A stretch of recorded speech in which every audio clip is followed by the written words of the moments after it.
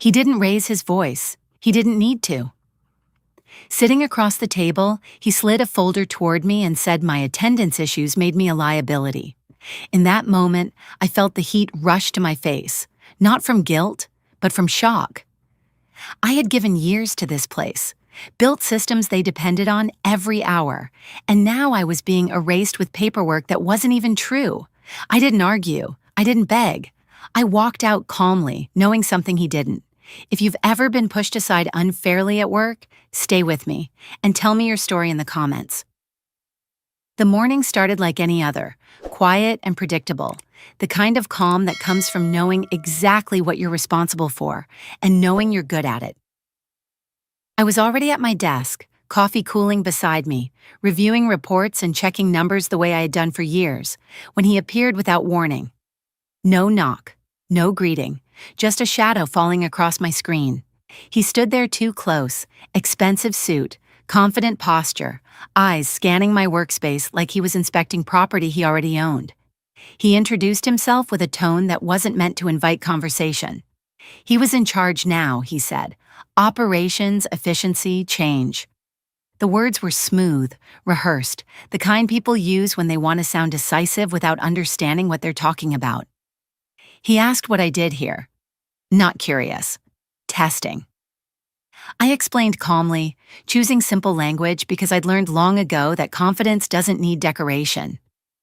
I told him my role, my responsibilities, the systems I maintained, the processes that kept the company running hour after hour without noise or drama. He listened just long enough to smile, the kind of smile that signals dismissal rather than agreement. Then he said, it sounded like something that could probably be replaced, automated, outsourced, streamlined. He said it casually like he was talking about office supplies, not years of work.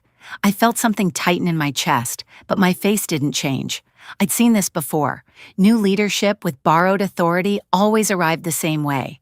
Loud ideas, thin understanding, and a need to prove themselves quickly. He glanced around again, taking in the details of my desk, my notes, the small personal items that reminded me I was human, not just useful. Then he leaned forward and placed his drink down beside my keyboard without asking, leaving moisture spreading across the surface. It wasn't an accident. It was a message. Things were different now. He told me he wanted a full review of my work, everything, immediately, by the end of the week. The request wasn't realistic, and he knew it. That was the point. Pressure reveals obedience or resistance. I told him the timeline would be difficult. He shrugged and said I should manage. Then he walked away, already done with the conversation, already confident that he'd established control. The office felt quieter after. He left like the air itself was waiting to see what would happen next. Around me, people typed, whispered, avoided eye contact. News travels fast in places like that. Everyone could sense a shift, even if they didn't know the details yet.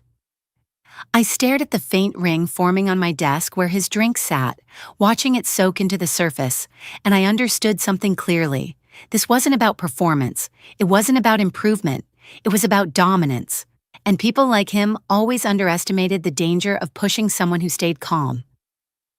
By the afternoon, his presence had already changed the rhythm of the floor, like a low vibration nobody could ignore.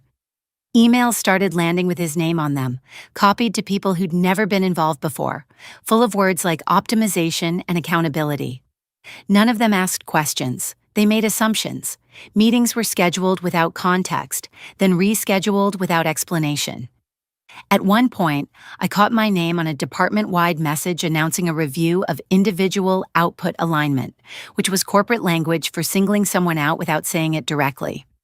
People stopped by my desk pretending to check on unrelated things, lowering their voices as if sound itself could be reported. I kept working. That night, long after most lights had gone dark, I stayed and organized years of material into something that told a clear story. Not to impress him, but to protect myself. Every approval, every success, every moment where I'd been told I was essential. I didn't sleep much. The next morning, he walked past without acknowledging me, already acting as if I'd been reduced to an entry on a spreadsheet. Around midday, another message went out, this one broader and more aggressive, calling for an efficiency sweep across multiple teams. That's when the tension broke into something sharper. You could feel fear creeping in, quiet and contagious. A few people packed up early. Someone joked weakly about brushing up their resume. No one laughed. When he finally summoned me, it wasn't to his office. It was a shared room with glass walls and too many chairs, the kind designed to feel neutral while stripping you of comfort. He spoke slowly, as if patience were a favor he was granting. He said he'd reviewed my role and had concerns. He said the numbers didn't justify the level of autonomy I'd been given. He said my approach felt outdated. None of it was specific. That was intentional. Specifics can be challenged. Vague criticism just hangs there, heavy and threatening. He asked for documentation I knew he already had access to, then asked for more, then more again, stretching the scope until it felt impossible to satisfy. When I asked what standard he was measuring against, he smiled and said standards evolve. I realized then that this wasn't an evaluation. It was a setup. He needed a reason, any reason, to show he was in charge, and I happened to be visible, enough to make a statement with. As the days passed, the pressure became more public. He'd reference my situation in meetings without using my name. He'd ask pointed questions about accountability while looking directly at me. Each time, I answered calmly, professionally, refusing to give him the emotional reaction he seemed to want. Inside, though, something was settling into place. I'd seen this pattern before, not just here, but in stories people tell when they're warning you about what not to ignore. When someone decides the outcome first, they start building the story backward. I noticed small inconsistencies in what he said, dates that didn't line up, claims that contradicted records I knew existed. I kept notes, not out of paranoia, but instinct. Late one afternoon, a calendar invite appeared without warning. No explanation, just a title that sounded harmless enough and a location that made my stomach drop. It was the room people disappeared into, the one with no windows and no real conversations. I stared at the screen for a long moment, then accepted the invite. Whatever he was planning, it was already in motion. All I could do now was stay steady and let him believe I was exactly what he thought I was: unprepared, replaceable, and alone. The day after the invite arrived, the building felt different, like everyone was waiting for a storm they couldn't see yet. Conversation stopped when I walked past. People smiled too quickly, then looked away. He, on the other hand, seemed energized. He moved through the office with a confidence that bordered on relief, as if something he'd been working toward was finally lining up. I noticed how often he checked his phone, how his door stayed closed longer than usual, how unfamiliar faces came and went. None of it felt accidental. I kept my routine steady. Same arrival time, same calm pace. I answered questions when asked and stayed silent when I wasn't. At night, I went home and reviewed my own history with the company, not emotionally, but chronologically. Dates, approvals, moments where I'd been told to take initiative, to own decisions, to lead quietly without recognition. The kind of encouragement that disappears the moment it becomes inconvenient. What unsettled me most wasn't the possibility of being let go. It was the certainty that whatever justification he planned to use wouldn't reflect reality. People like him don't argue facts, they rewrite them. The morning before the meeting, I ran into someone from another department who looked like they wanted to say something but didn't. They hesitated, then finally warned me to be careful. That word stuck with me, careful, as if caution alone could protect you once someone higher up decided you were expendable. When the meeting day arrived, I dressed the same way I always did. Nothing dramatic, nothing defensive. I arrived early and sat at my desk, watching the minutes crawl forward. I could feel the weight of the AUAB moment settling in, but I refused to let it show. I reminded myself that panic helps the wrong people. A few minutes before I was supposed to head upstairs, an email came through from him, brief and cold, reminding me to bring my badge and laptop. That was when the last doubt disappeared. This wasn't a conversation. It was an exit. I stood up, took a slow breath, and walked toward the elevators. The ride up felt longer than usual, each floor clicking past like a countdown. When the doors opened, the hallway was quiet, sterile, stripped of personality. The room at the end was exactly as I remembered it from stories whispered after hours. Small, windowless, too clean. Inside, the air felt heavier, like it had absorbed years of bad news. He was already seated, posture relaxed, as if he were doing me a favor by keeping things brief. Someone from HR sat off to the side, avoiding eye contact, fingers resting on a notepad they wouldn't really use. A folder lay on the table between us. He didn't waste time. He said the company was moving in a new direction. He said my role no longer fit. He said there had been concerns about my reliability. The words landed one after another, practiced and impersonal. When he slid the papers toward me, I scanned them quickly and felt a flash of disbelief. The reasons listed weren't just exaggerated, they were wrong. Dates I recognized for important moments in my life were labeled as failures. Approved time was reframed as negligence. Commitment was twisted into absence. I looked up at him, searching his face for something human, some sign of hesitation. There was none. He watched me carefully, waiting for a reaction, a crack, anything he could point to later as proof that he'd been right. I felt the humiliation burn, hot and sharp, but I didn't give him what he wanted. I asked for time. I asked to review the paperwork properly. His smile tightened. He said the offer wouldn't last. He said my access would be shut off regardless. As if to prove it, a glance toward the clock reminded me that control had already been taken. I signed nothing that mattered. When I stood to leave, I understood something clearly. The trap wasn't the meeting. The trap was assuming I would accept the story he'd written for me. The moment I stepped back into the hallway, I felt smaller than I had walking in, not because I believed them, but because humiliation has a way of clinging to you even when you know it's undeserved. I returned to my desk with a stack of papers in my hand that felt heavier than they should have, aware of how exposed I suddenly was. People glanced up, then down again, pretending not to notice. A few minutes later, an email arrived confirming what had already been said aloud, written in language so polished it almost sounded kind. Effective immediately. Final review pending. Instructions to return company property. It read like a script that had been used many times before. I packed slowly, not because I needed time, but because rushing would have looked like guilt. I placed personal items into a box one by one, each object carrying a memory that suddenly felt fragile.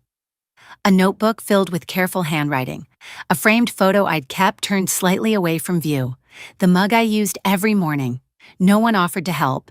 No one asked questions. When I stood up, box in hand, the floor felt unsteady beneath me, as if the building itself had shifted its weight. The elevator ride down was silent. When the doors opened, the lobby looked unfamiliar, like a place I no longer belonged. I walked outside, the air colder than I expected, and loaded the box into my car. It should have ended there. It didn't. When I turned back toward the entrance, my badge still clipped to my jacket. The sensor flashed red, once, then again. I tried a third time, slower, as if speed were the problem. Red. The guard stepped forward, apologetic but firm, and told me my access had been disabled. He wouldn't meet my eyes. The words landed harder than the meeting had.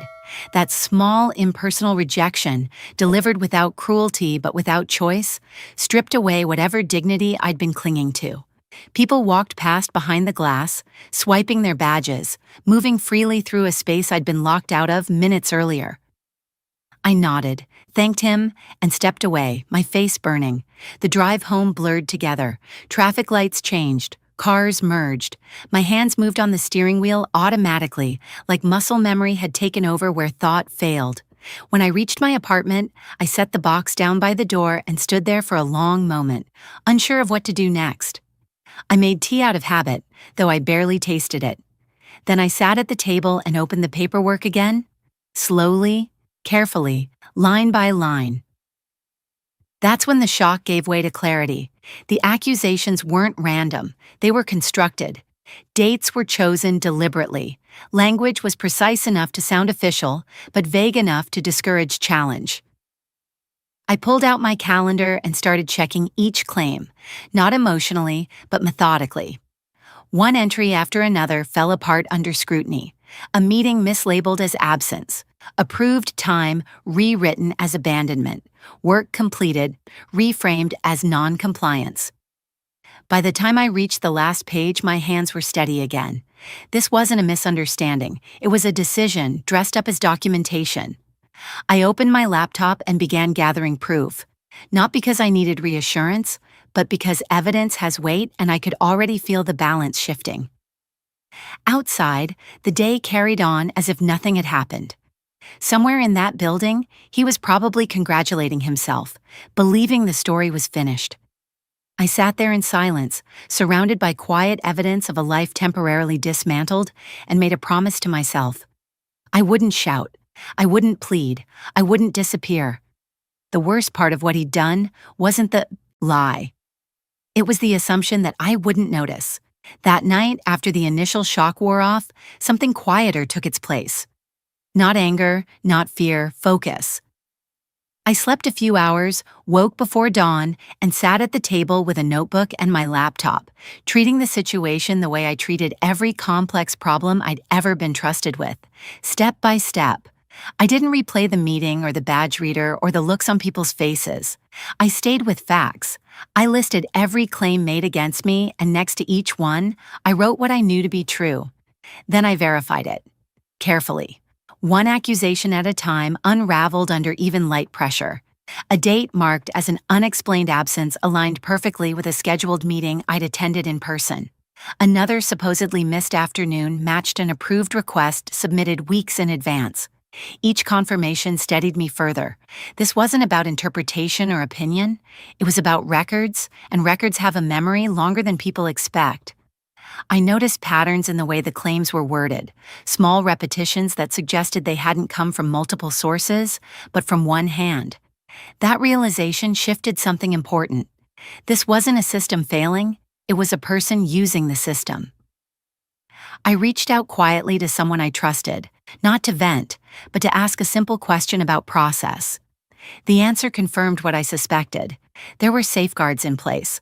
Logs that couldn't be erased without leaving traces, oversight layers designed specifically to prevent this kind of manipulation. He'd counted on me not knowing that, or knowing it too late.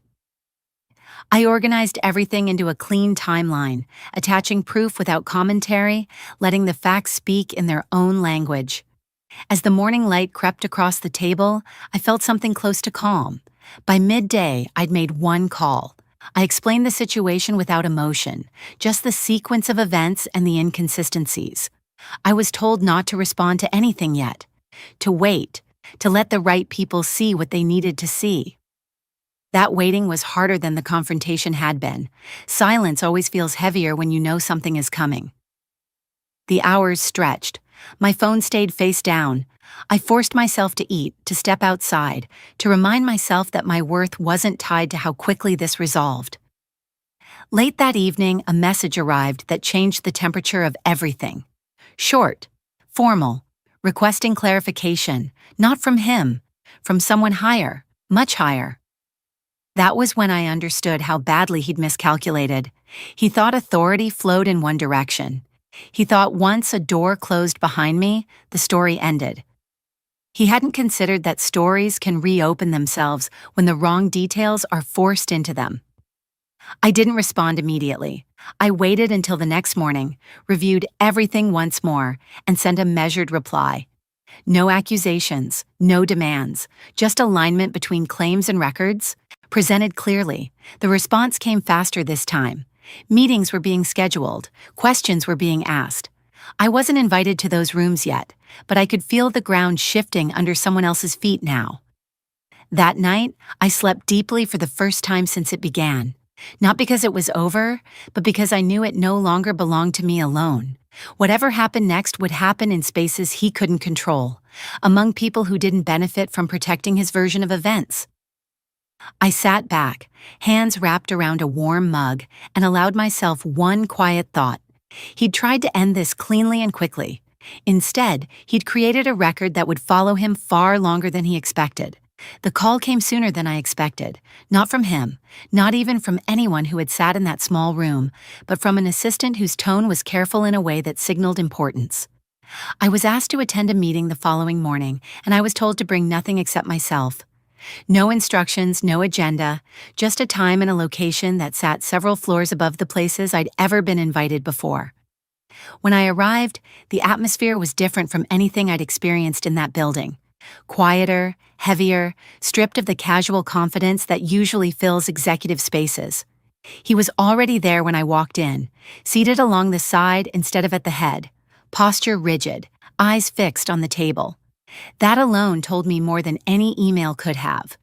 Others entered one by one, people whose names carried weight, people who spoke less but listened closely.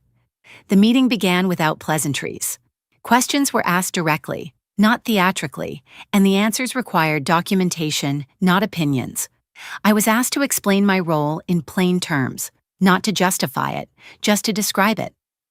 I did, calmly, simply. Then the focus shifted. Dates were mentioned, records compared, discrepancies laid out without commentary. Each inconsistency tightened the room. I watched his confidence unravel in small, almost imperceptible ways. A pause that lingered too long, a hand that clenched, then relaxed. He tried to explain, framing his actions as restructuring, as leadership, as necessary decisiveness. The words sounded hollow in that space. Someone asked him when certain records had been modified. Another asked why approved time had been reclassified. Another asked why those changes aligned so neatly with the timing of my termination. He didn't have good answers, only explanations that grew thinner each time they were examined. I said very little. I didn't need to. The evidence moved on its own now, passed across the table, projected onto screens, cross-referenced in real time. At one point, someone asked me what outcome I was seeking. The question surprised me, not because I hadn't thought about it, but because it was asked without judgment. I said I wanted the truth acknowledged and the situation resolved fairly. That was all. No demands, no threats. The room absorbed that. Then came the moment everything shifted. A decision was made, quietly but decisively, and it didn't involve me. It involved him. He was told to step outside.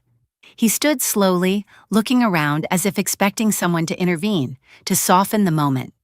No one did. The door closed behind him, and the silence that followed felt final. When it reopened, he wasn't invited back in.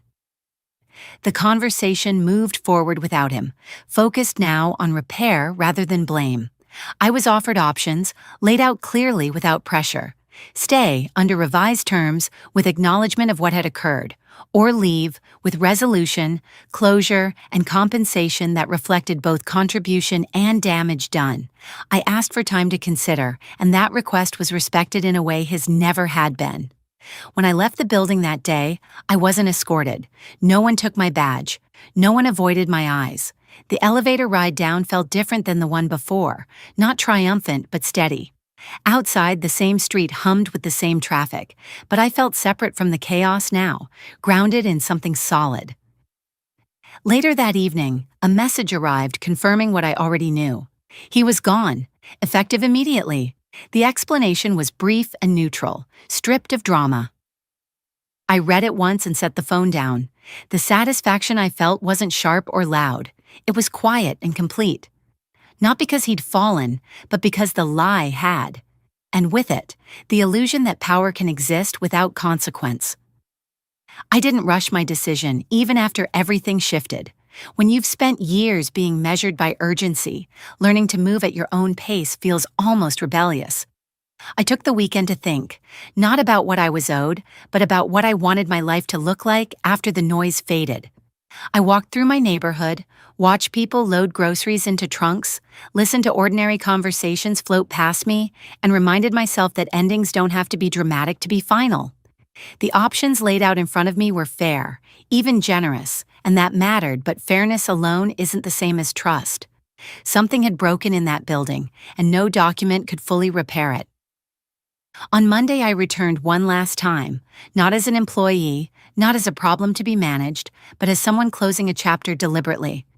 The meeting was brief, professional, respectful in a way that felt genuine this time. Apologies were offered without excuses. Acknowledgement was put into writing. Numbers were discussed calmly without bargaining, without games. I listened, asked a few clarifying questions, and agreed to terms that gave me both security and distance. When I signed, my hand didn't shake. It felt like signing off on a long shift that had finally ended. I cleared my desk later that afternoon, moving through the space without the weight I'd felt days earlier. People stopped me quietly, thanked me, wished me well. Some looked relieved, others conflicted. I didn't linger.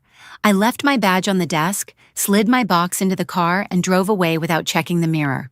At home, I put the box in a closet and closed the door. I didn't need to unpack it right away. Over the following weeks, life rearranged itself gently. Bills got paid. Plans were made.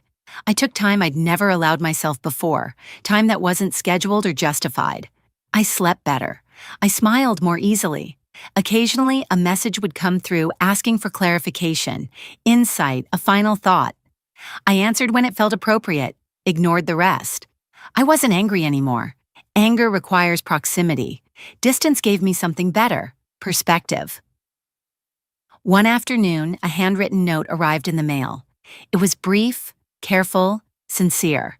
It thanked me for my work and apologized for what should never have happened. I appreciated it more than I expected to, not because it changed anything, but because it closed the loop. I wrote back politely and declined the invitation it contained. Some places belong to who you were, not who you become. Months later, I passed the building by chance, sunlight reflecting off the glass the same way it always had. For a moment, I thought about the room without windows, the red light on the badge reader, the certainty with which someone had believed they could decide my ending. Then the light changed, traffic moved, and the moment was gone. What stayed with me wasn't the humiliation or even the victory. It was the knowledge that calm can be disarming, that truth doesn't need volume, and that the most powerful exits are the ones you choose yourself. What stayed with me wasn't the meeting or the email or even the moment my badge turned red. It was the quiet realization that I survived because I never relied on being loud. Sitting in that windowless room listening to someone recite accusations that didn't match my life, I understood how easily a story can be rewritten when power assumes silence means weakness. I didn't win because I argued better. I won because I had already been paying attention. Every late night, I documented my work instead of trusting memory. Every email I saved instead of deleting. Every time I chose calm over confrontation. That preparation wasn't dramatic, and it didn't feel powerful at the time, but when the humiliation hit, it was the only thing that mattered. I learned that systems don't protect people. People protect themselves inside systems. I also learned that patience is not passivity. Waiting, reviewing, letting others rush ahead while I stayed still gave the truth room to surface. If I'd reacted emotionally in that meeting, raised my voice, or tried to defend myself on instinct, I would have looked exactly like the story they wanted to tell. Instead, I let the facts speak where I couldn't. If I were giving advice to a friend, I'd say this: keep records even when things are good. Don't assume fairness will show up on its own, and never confuse calm with surrender. Quiet strength isn't flashy, but it lasts. I didn't walk away proud because someone else fell. I walked away steady because I knew I hadn't lost myself trying to prove anything. How to get started today. Save important emails instead of trusting memory. Keep a simple work timeline for yourself. Pause before reacting in tense meetings. Read documents slowly, not emotionally. Assume accountability may be tested someday. If this reminded you of a moment you stayed quiet to survive, share it below.